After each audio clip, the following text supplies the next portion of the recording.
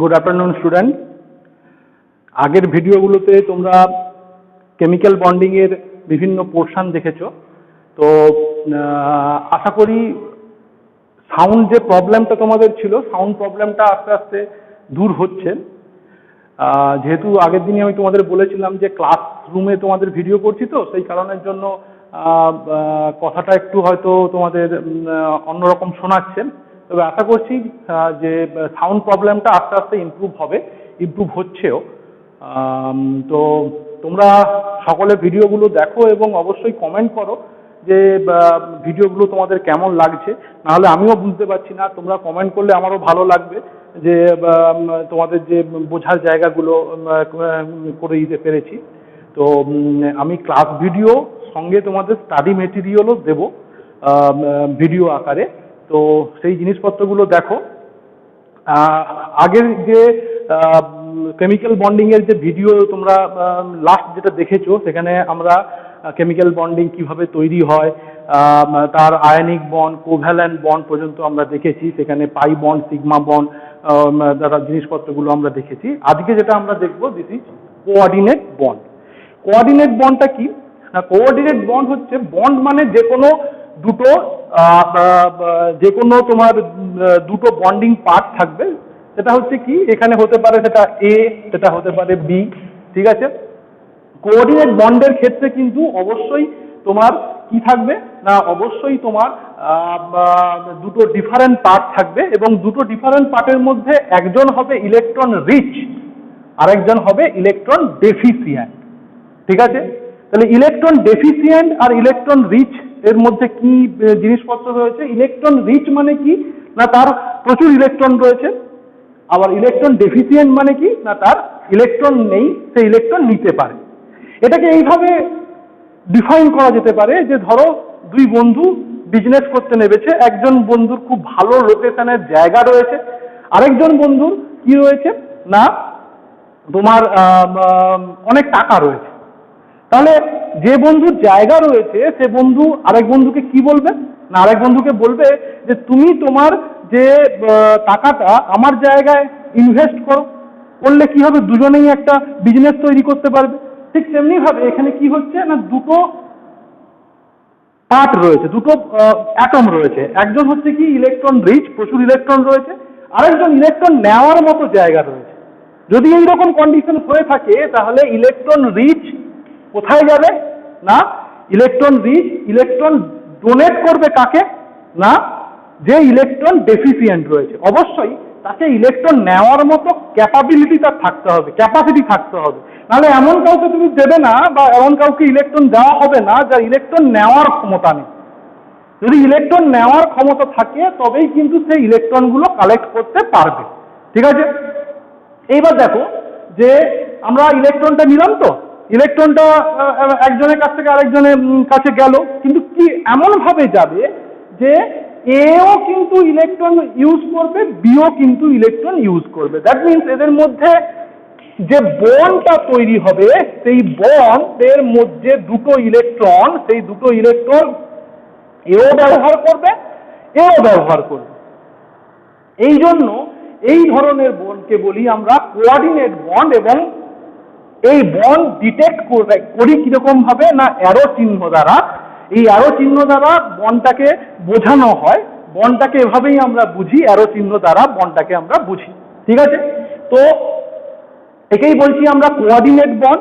Coordinate বন্ডের যে mechanism সেটা কি না, একজনকে ইলেকট্রন রিচ হতে হবে, আরেকজনকে ইলেকট্রন ডেফিসিয়েন্ট হতে হবে, এবং ইলেকট্রন রিচ থেকে ইলেকট্রন ডেফিসিয়েন্টের কাছে ইলেকট্রনটা মুভ করবে, এবং ইলেকট্রন যেভাবে মুভ করবে সেই দিকেই আমাদের অ্যারো চিহ্ন দ্বারা কোঅর্ডিনেট বন্ডটাকে বোঝানো হয়, ঠিক আছে। এইবার আমরা একটা এক্সাম্পলে চলে যাব। দেখো ওজন O3, ঠিক আছে। ওজন O3 এর মধ্যে কি রয়েছে না, তিনটে অক্সিজেন অ্যাটম রয়েছে।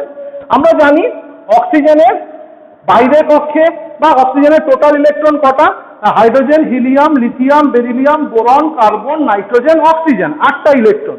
তাহলে 8টা ইলেকট্রন যদি ইলেকট্রন কনফিগারেশন করি তাহলে 1s2, 2s2, 2p কি না 2p4, তাহলে 2 2 4, 4 4 8, তাহলে বাইরের পক্ষে কটা ইলেকট্রন? না 4 2 6টা ইলেকট্রন। তাহলে 6টা ইলেকট্রন কিভাবে আছে? না এখানে দুটো ইলেকট্রন আছে, এখানে আছে 1 2 3 4টে ইলেকট্রন আছে, ঠিক আছে। এই 4টে ইলেকট্রনের মধ্যে দুটো আনপেয়ার ইলেকট্রন, এই দুটো আনপেয়ার ইলেকট্রন কি করছে? না দুটো আনপেয়ার ইলেকট্রনটা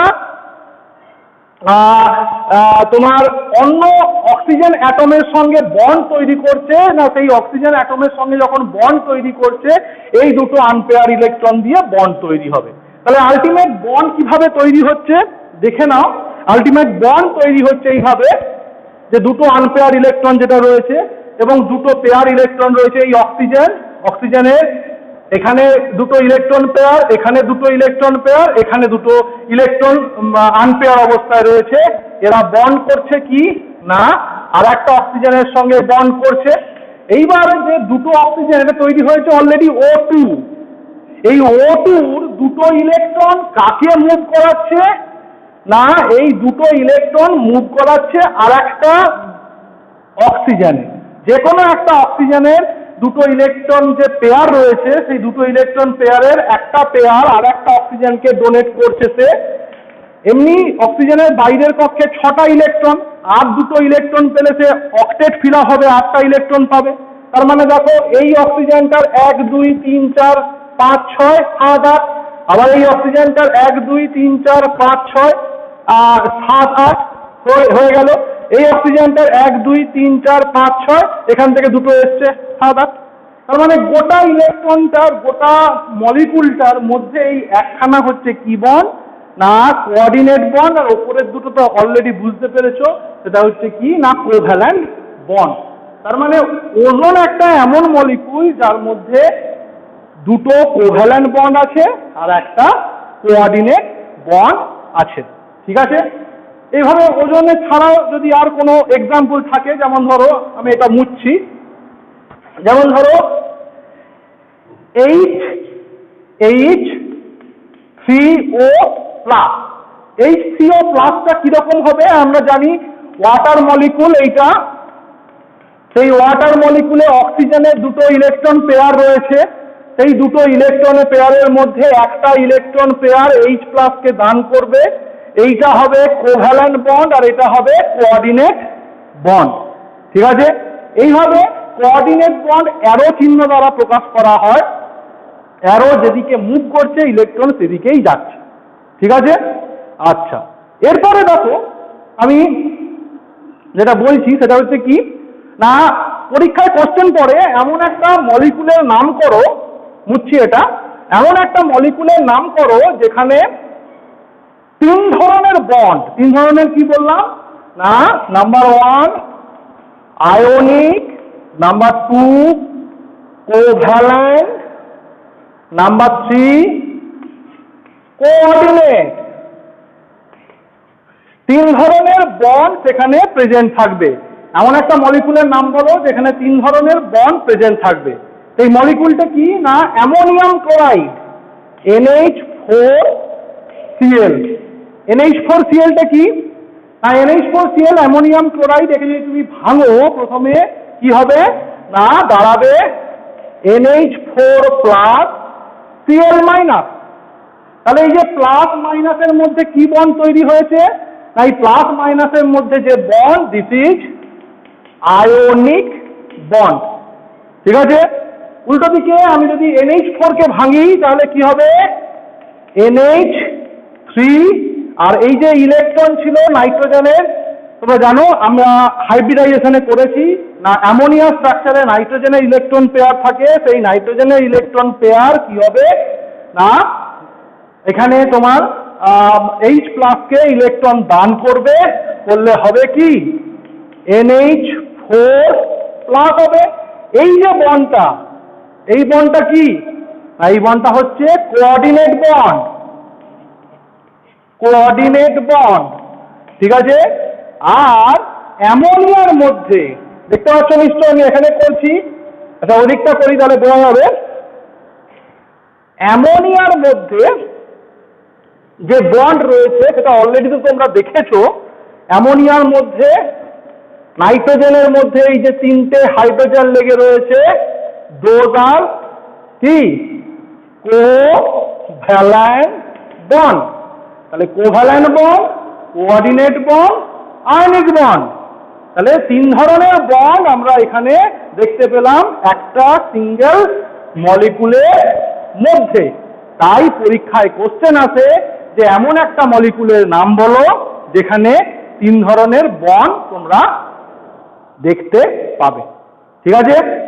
আচ্ছা, মনে রাখবে ইলেকট্রন যখন এই নাইট্রোজেন থেকে যে কোনো সেন্টার থেকে অন্য জায়গায় ড্রিফট হয়, চলে যায়, তখন কি হয়, যে সেন্টার থেকে গেল তার মাথায় পজিটিভ চার্জের সৃষ্টি হয়, ডেল্টা পজিটিভ। মানে সম্পূর্ণভাবে তো যাচ্ছে না, অল্প করে যাচ্ছে, অল্পভাবে যাচ্ছে, এমনভাবে যাচ্ছে যেন যে দিচ্ছে সেও ব্যবহার করতে পারে। সেই কারণের জন্য কি হচ্ছে না, তার মাথায় ডেল্টা পজিটিভ এবং যার কাছে যাচ্ছে তার মাথায় ডেল্টা নেগেটিভ চার্জ তৈরি হয়। ঠিক আছে? এই হচ্ছে তোমার কোঅর্ডিনেট বন্ডের কনসেপ্ট। তাহলে আমরা তিনখানা বন্ড অলরেডি জেনে গেলাম, ionic bond, covalent bond, coordinate bond. ঠিক আছে? এই বন্ডগুলো কিভাবে তৈরি হয় না, অ্যাটম টু অ্যাটম কানেকশনে বন্ড তৈরি হয়। এরপরে যে বন্ডটা আসবো, অ্যাকচুয়ালি খুব ইম্পর্টেন্ট কোশ্চেন এখান থেকে আসে এবং বন্ডটা খুবই ইন্টারেস্টিং, প্রচুর কোশ্চেন আসে এখান থেকে। সেটা হচ্ছে মলিকুল টু মলিকুল বন্ড। আর সেই মলিকুল টু মলিকুল বন্ডের একটাই তোমাদের চ্যাপ্টারে রয়েছে, মানে সিলেবাসে রয়েছে, দিস ইজ হাইড্রোজেন বন্ড, বা যাকে বলি আমরা এইচ বন্ড। ঠিক আছে? আচ্ছা, দেখো তাহলে হাইড্রোজেন বন্ড জিনিসটা কি আগে আমাদের জানতে হবে।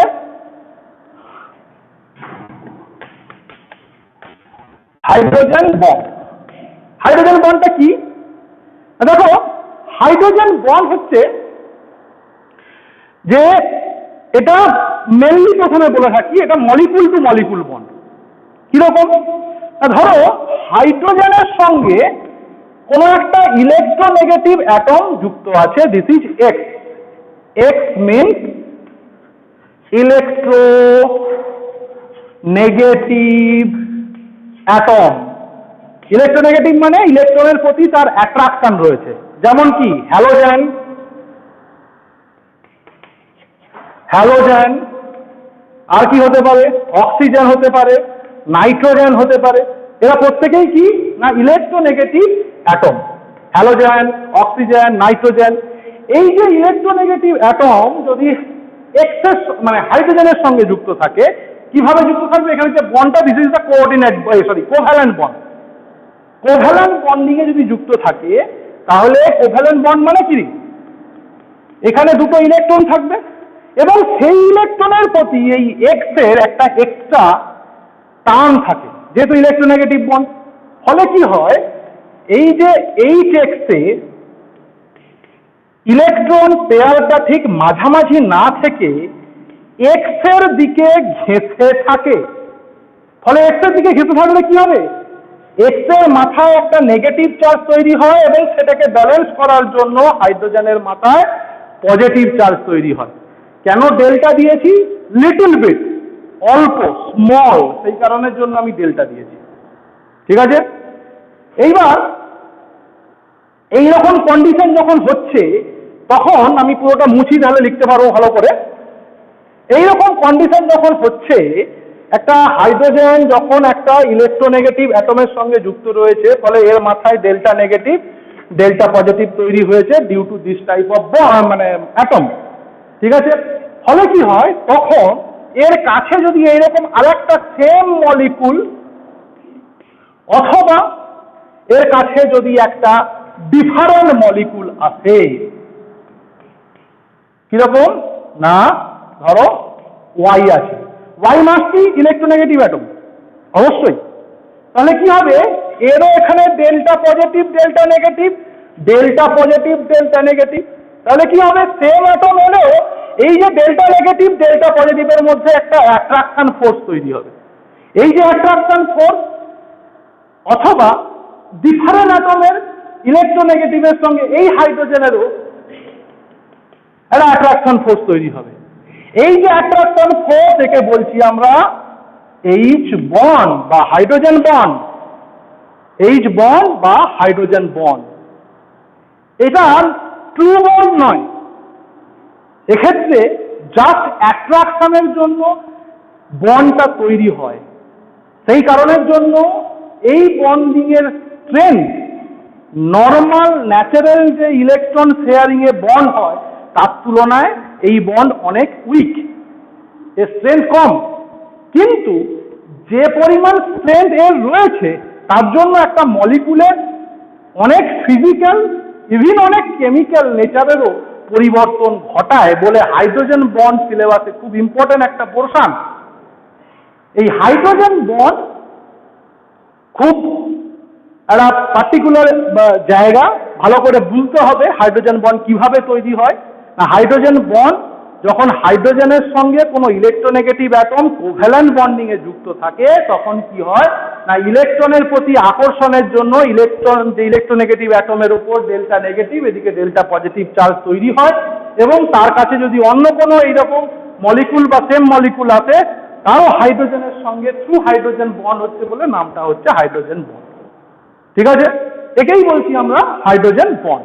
হাইড্রোজেন বন্ড দু রকমের হয়। কি কি দু রকমের? দেখো, হাইড্রোজেন বন্ড দু রকমের হয়। একটাকে বলছি আমরা intramolecular hydrogen bond, number one. Intramolecular hydrogen bond, number one. Number two, intermolecular hydrogen bond. একটা হচ্ছে ইন্ট্রামলিকুলার হাইড্রোজেন বন্ড আর একটা হচ্ছে ইন্টারমলিকুলার হাইড্রোজেন বন্ড। এবার বলি, what is the difference between Intra and inter? Intra মানে কি? সাপোজ তোমরা ভাবো, তোমরা স্কুল পাস করে তো এসছো, স্কুলে দেখবে অনেক সময় ধরো বিভিন্ন অকেশনে বিভিন্ন সময় স্কুলে কি হয়, ফুটবল ম্যাচ হয় বা ক্রিকেট ম্যাচ হয়। ধরো সাপোজ ক্লাস সেভেনের দুটো সেকশন, 7A আর 7B। তাহলে দুটো সেকশনের মধ্যে কি হচ্ছে না, ফুটবল খেলা হচ্ছে। একই ক্লাসের দুটো সেকশন, তাহলে একই ক্লাসের দুটো সেকশনের মধ্যে যদি ফুটবল খেলা হয় তাকে বলি আমরা intramolecular football match, intra class football match.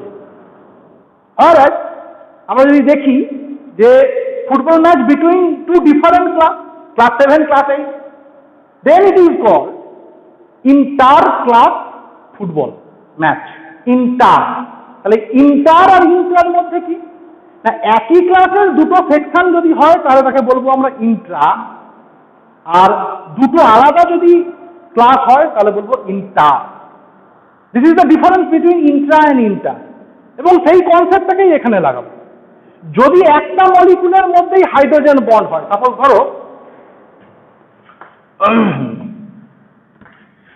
এটা জানো তোমরা বেঞ্জিন রিং। এই বেঞ্জিন রিং এ ধরো মাথার ওপর একটা OH আছে, OH। এই OH এর সঙ্গে এখানে লাগানো রয়েছে কি না NO2, এটা মাইনাস এটা প্লাস। ঠিক আছে, এই যে হাইড্রোজেন এই যে অক্সিজেন এর মধ্যে একটা হাইড্রোজেন বন্ড হয়। এই হাইড্রোজেন বন্ডটাকে বলি আমরা ইন্ট্রামলিকুলার হাইড্রোজেন বন্ড। এই হাইড্রোজেনটাকে বলি, বন্ডিংটাকে বলি আমরা ইন্ট্রামলিকুলার হাইড্রোজেন বন্ড। ঠিক আছে, আবার ইন্টারমলিকুলার হাইড্রোজেন, দেখো এখানে কিন্তু আগে বলে রাখি বডিটা কিন্তু একই বডির মধ্যে কিন্তু হাইড্রোজেন বন্ড হচ্ছে। কিন্তু আমি যদি বলি ইন্টারমলিকুলার হাইড্রোজেন বন্ড তাহলে কি হবে না, ইন্টারমলিকুলার হাইড্রোজেন বন্ডের মধ্যে যদি দেখো তাহলে দেখবে দুটো ডিফারেন্ট বডির মধ্যে হাইড্রোজেন বন্ড হয়। কিরকম? এটা বেঞ্জিন রিং, এখানে ও মাইনাস, এখানে OH, এটার নাম হচ্ছে অর্থো নাইট্রোফেনল, এটার নাম হচ্ছে অর্থো নাইট্রোফেনল। তোমরা জানো OH থাকলে এটাকে বলি আমরা কি ফেনল। তার এই পজিশনে এটা অর্থো পজিশন, মেটা পজিশন, প্যারা পজিশন, অর্থো মেটা প্যারা। তাহলে অর্থো পজিশনে রয়েছে, তাহলে এটা কি হবে অর্থো নাইট্রোফেনল। উল্টো দিকে এটা কি হবে না প্যারা নাইট্রোফেনল। প্যারা নাইট্রোফেনল কেন? এর সাপেক্ষে এটা অর্থো, এটা মেটা, এটা প্যারা। ফলে এই যে স্ট্রাকচার এর সঙ্গে এর বন্ডিং হওয়া সম্ভব নয়। ফলে কি হবে বন্ডিং হবে কি রকম করে না যদি আরেকটা বডি এখানে আসে। তাহলে এখানে যদি আরেকটা বডি আসে তাহলে তার মধ্যে হাইড্রোজেন বন্ড হবে।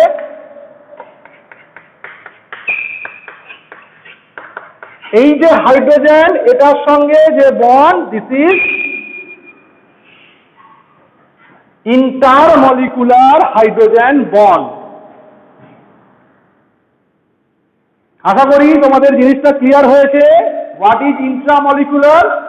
The hydrogen bond contained in one molecule, in one body, then it is called intramolecular.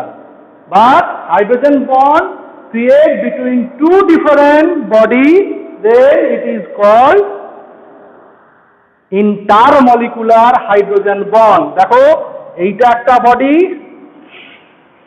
আবার এইটা একটা বডি। ঠিক আছে, আশা করি ক্লিয়ার করতে পেরেছি তোমাদের। যদি ক্লিয়ার না হয়ে থাকে তাহলে কমেন্ট বক্সে গিয়ে কমেন্ট করো, তাহলে আমি পরে এটাকে আবার ক্লিয়ার করব। ঠিক আছে? আচ্ছা, এই রিলেটেড কিছু এক্সাম্পল আমরা দেখে নিই। এক্সাম্পলগুলোই পরীক্ষায় বেশি আসে। আচ্ছা দেখো, আমি মুছি আগে প্রথমে। তোকে বলবে যে hydrogen fluoride HF,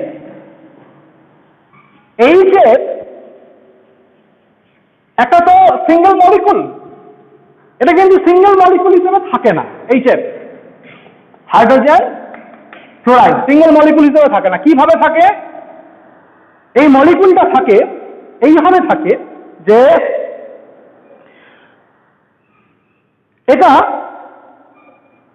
polymeric chain component তৈরি করে থাকে। কিভাবে?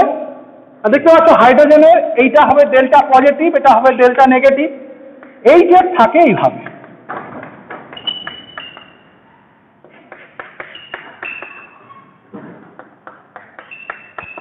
ঠিক আছে, delta positive, delta negative, delta positive, delta negative, delta positive, delta negative, delta positive, delta negative.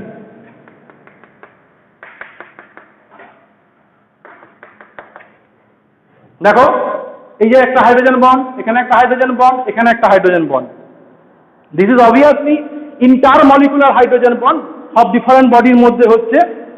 এবং হাইড্রোজেন বন্ডটা এরকম জেড প্যাটার্নে হওয়ার জন্য একে বলি আমরা zigzag hydrogen bond. Zigzag zigzag রাস্তার মতো হচ্ছে দেখো, সেই কারণের জন্য এরা পরপর যুক্ত হয়ে থাকে, তাই এরা পলিমারের মতো দেখতে লাগে। ঠিক আছে, এইটা তোমাদের পরীক্ষায় আসতে পারে। এছাড়া কিরকম কোশ্চেন আসতে পারে দেখো, বলতে পারে যে আইস ফ্লোটস অন ওয়াটার। কি কোশ্চেন বলতে পারে না আইস ফ্লোটস অন ওয়াটার, বরফ জলে ভাসে কেন? বরফ জলে ভাসে কেন সেটা আগে জানার জন্য তোমাকে জল তরল অবস্থায় তার মধ্যে হাইড্রোজেন বন্ড কিরকম আছে, জল জমে গেলে তার অবস্থায় কিরকম হাইড্রোজেন বন্ড আছে সেটা জানা দরকার। তাহলে প্রথমে আমি বলি জল যখন লিকুইড তখন কিরকম হাইড্রোজেন বন্ড রয়েছে। তা ধরো এটা জল মলিকুল, একে কেন্দ্র করে জলের মলিকুল, একে কেন্দ্র করে জলের মলিকুল, একে কেন্দ্র করে জলের মলিকুল, এভাবে হ্যাপাজারলি জলের মলিকুলগুলো তৈরি হয়। জলের মলিকুলগুলো পরপর যুক্ত হয়ে থাকে, এখানে যে বন্ড রয়েছে হাইড্রোজেন বন্ড সবগুলো, কোনো প্যাটার্ন থাকে না। কিন্তু জল যখন সলিড অবস্থায় মানে আইস যখন অবস্থায় থাকে সলিড অবস্থায় থাকে তখন কি হয় না, দেখো জল যখন কঠিন অবস্থায় থাকে তখন একটা নির্দিষ্ট প্যাটার্নে সাজানো থাকে। কিরকম না, টেট্রাহাইড্রাল প্যাটার্ন, তোমরা যে এসপিসি হাইব্রিডাইজেশন করেছো সেই টেট্রাহাইড্রাল প্যাটার্নে থাকে। কিরকম, এখানে জলের মলিকুল, ঠিক আছে, ঠিক মাঝ বরাবর রয়েছে দেখো, এবং একে কেন্দ্র করে আরো 4খানা জলের মলিকুল আছে। এখানে একটা, এখানে একটা, এখানে একটা,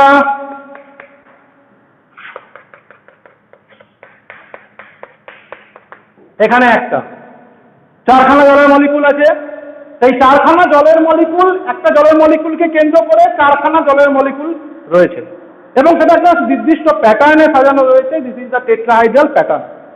সেই টেট্রাহাইড্রাল প্যাটার্ন, সেই টেট্রাহাইড্রাল প্যাটার্ন মেনটেন করছে কোথায় না, জল যখন সলিড অবস্থায় থাকে, মানে বরফ অবস্থায় যখন থাকে।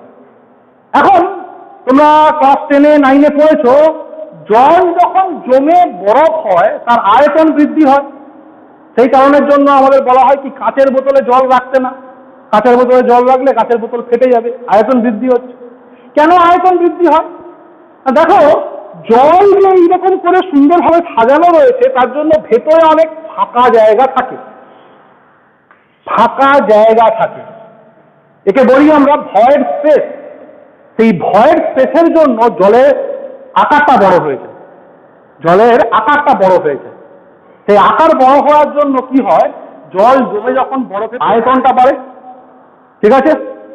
এইবার এখান থেকে কোশ্চেন আছে তোমাদের যে জল যখন জমে বরফ হয় সেই বরফ ভাসে, ফ্লোট করে কেন? তোমরা দেখেছো সমুদ্রের জলে বড় বড় বরফের চাই ভেসে রয়েছে। কেন ভেসে রয়েছে? তার পেছনে কারণ কি? তার পেছনে কারণ হচ্ছে, আমি মুছে বোঝাই তাহলে বোঝা যাবে ভালো। জল জমে যখন বরফে পরিণত হয় তখন তার আয়তন বৃদ্ধি পায়।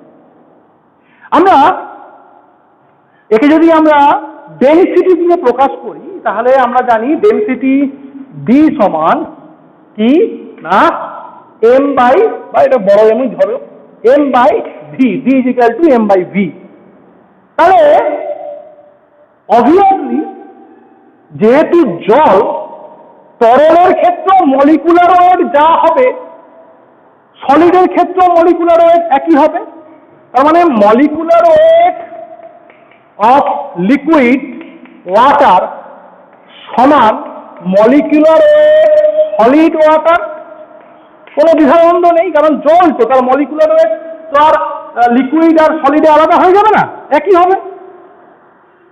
ভলিউমের ক্ষেত্রে কি হবে, আয়তনের ক্ষেত্রে কি হবে, ভি লিকুইড জলের অনেক কম, বেশিটা কার না সলিডের ক্ষেত্রে।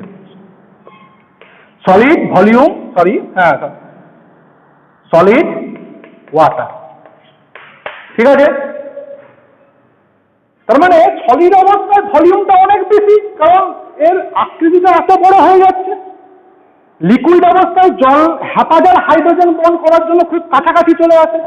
সেই কাছাকাছি চলে আসার জন্য কি হয় না, কাছাকাছি চলে আসার জন্য তাদের মধ্যে জায়গাটাও কম লাগে, সেই জন্য ভলিউমটা কম।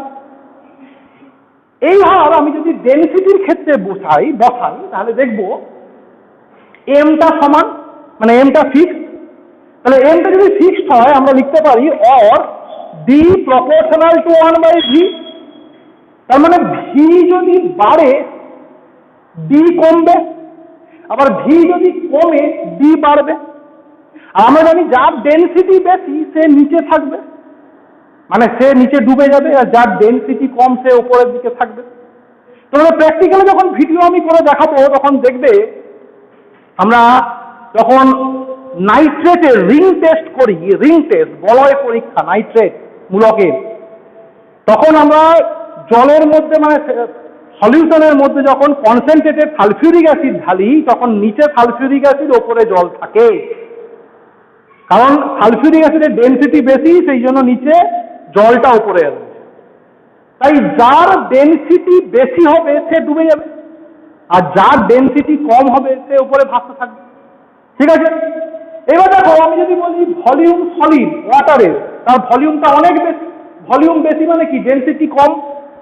আবার লিকুইডের ক্ষেত্রে ভলিউমটা কম, তার মানে ডেনসিটি বেশি। তার মানে লিকুইড অবস্থায় জলটা নিচে থাকবে আর বরফটা উপরে ভাসতে থাকবে। তার কারণ বরফের ডেনসিটিটা কম, জলের ডেনসিটিটা বেশি। This is the answer. এবং এইরকম স্ট্রাকচার কেন হয়? Due to hydrogen bond. এই হাইড্রোজেন বন্ড হওয়ার জন্য এইরকম স্ট্রাকচার হয়ে থাকে। ঠিক আছে, আচ্ছা, সেই কারণের জন্য আমরা বলে থাকি যে as ice melts, a number of hydrogen bond breaks and H2O molecules start coming together. The empty space are slowly filled up and density increase progressively. সেই কারণের জন্য কি হবে? Density of the ice is less than the density of water. এই কারণের জন্য কি হয় না, আইসটা উপরে ভাসতে থাকে। ঠিক আছে, আচ্ছা, এরপরে আমরা চলে যাবো কোথায়? এরপরে নেক্সট একটা কোশ্চেনে যাব, যেটা আমি তোমাদের এমনি মুখে বলে দিচ্ছি। সেটা হচ্ছে কি, তোমাকে বলবে যে নর্মাল অর্ডিনারি টেম্পারেচারে H2O লিকুইড বাট H2S, মুচ্ছি আমি, তোমাকে বলবে যে নর্মাল টেম্পারেচার, এই নর্মাল টেম্পারেচারে H2O liquid, H2O liquid but H2S gas. Why? Because here oxygen is very much electronegative than sulfur.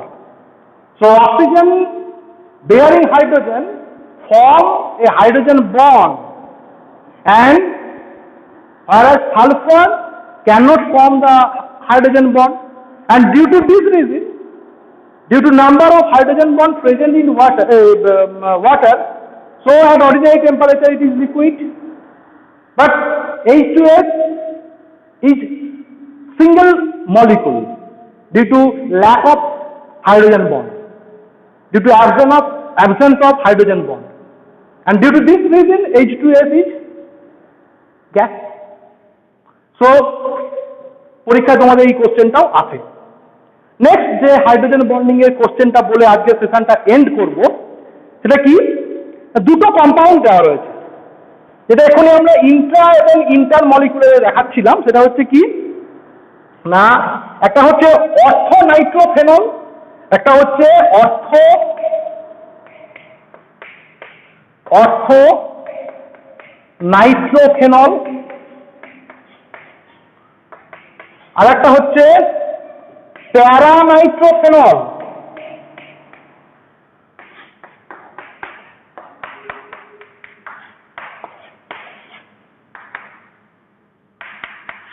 এই যে অর্থো নাইট্রোফেনল, এটা অর্থ, এটা প্যারা। এই যে অর্থ এবং প্যারা, এর মধ্যে অর্থর মধ্যে কি থাকবে না, ইন্ট্রামলিকুলার হাইড্রোজেন বন্ড, এই বন্ডিংটা তৈরি হবে, কিন্তু এটার সঙ্গে এই হাইড্রোজেনের সঙ্গে এই অক্সিজেন তৈরি হবে না। ফলে এর নিচে আর একটা এরকম মলিকুল থাকবে, সেই মলিকুলের সঙ্গে কি হবে, হাইড্রোজেন বন্ড তৈরি হবে। ঠিক আছে, এই যে হাইড্রোজেন বন্ড, এটাকে কি বলছি না, ইন্টার, আর এটা ইন্ট্রা। ঠিক আছে, এই যে ইন্ট্রামলিকুলার হাইড্রোজেন বন্ড তৈরি হয়েছে, ফলে এই মলিকুলটা একা থাকে, একা, এর সঙ্গে আর কোনো হাইড্রোজেন বন্ড নেই, কিন্তু এই মলিকুলটার পাশে এটা তৈরি হবে, এর পাশে আর একটা হাইড্রোজেন বন্ড দিয়ে তৈরি হবে, তার পাশে তৈরি হবে, এটা চেন চলতে থাকবে। ফলে প্যারা নাইট্রোফেনলে চেন তৈরি হবে থ্রু হাইড্রোজেন বন্ড, ফলে অনেকগুলো মলিকুল যুক্ত থাকবে, আর অর্থো নাইট্রোফেনলে একটাই থাকবে। তাই অর্থো নাইট্রোফেনলে একটাই মলিকুল থাকে, প্যারানাইট্রোফেনলে বিভিন্ন মলিকুলগুলো যুক্ত হতে থাকে। প্যারানাইট্রোফেনলে যে বিভিন্ন মলিকুলগুলো যুক্ত রয়েছে, ফলে তুমি যদি দুজনকেই তাপ দাও তাহলে দেখবে এ তাড়াতাড়ি লিকুইড অবস্থা থেকে ভেপারে চলে গেছে, কারণ এতে একা একা রয়েছে। ফলে তুমি যদি একটু তাপ দাও এ ভেপারে চলে যাবে। উল্টো দিকে একে তুমি ভেপারে পাঠাতে, প্যারানাইট্রোকে ভেপারে পাঠাতে দেরি হবে, তার কারণ তুমি একে তাপ দিলে এর হাইড্রোজেন বন্ডগুলো সব ভাঙবে, ভেঙে এ একা হবে, তারপরে গিয়ে ভেপারে যাবে। তাই কোশ্চেন করে boiling point of orthonitrophenol is lower than paranitrophenol, অথবা boiling point of paranitrophenol is higher than orthonitrophenol, why explain through hydrogen bond. তাহলে তোমরা কি বলবে? দুজনের ক্ষেত্রে হাইড্রোজেন বন্ড হচ্ছে, অর্থর ক্ষেত্রে ইন্ট্রামলিকুলার আর প্যারার ক্ষেত্রে কি হচ্ছে ইন্টারমলিকুলার। ইন্টারমলিকুলার হাইড্রোজেন বন্ডগুলোকে পরপর ভাঙতে হয়, নাহলে ও একা হবে না। আর গ্যাসিয়াস থেকে এইরকম একসঙ্গে মলিকুল যায় না, একটা একটা মলিকুল যায়। তাহলে একটা একটা মলিকুল পাঠাতে গেলে যে একা হয়ে রয়েছে প্রথম দিকে তাকে পাঠানো, সে তাড়াতাড়ি চলে যাবে, কিন্তু ওকে আগে একা করতে হবে হাইড্রোজেন বন্ড ভেঙে, তারপরে গিয়ে ও যাবে। ঠিক আছে, আশা করি আজকে হাইড্রোজেন বন্ডিং এর সেশনটা তোমাদের ভালো লাগলো, ভালো করে বুঝবে জিনিসপত্রগুলো। আশা করি খুব সিম্পলভাবে তোমাদের পড়াচ্ছি, আশা করি অসুবিধে হওয়ার কোনো জায়গা নেই। ভালো করে দেখো, অবশ্যই বলবো হেডফোন ইউজ করবে এবং পেশেন্টলি শান্তভাবে দেখবে, পুরো ভিডিওটা দেখবে, তাহলে দেখবে অনেকটাই জিনিসপত্র তোমাদের ক্লিয়ার হবে। ঠিক আছে, তাহলে এখানেই শেষ করছি। Thank you.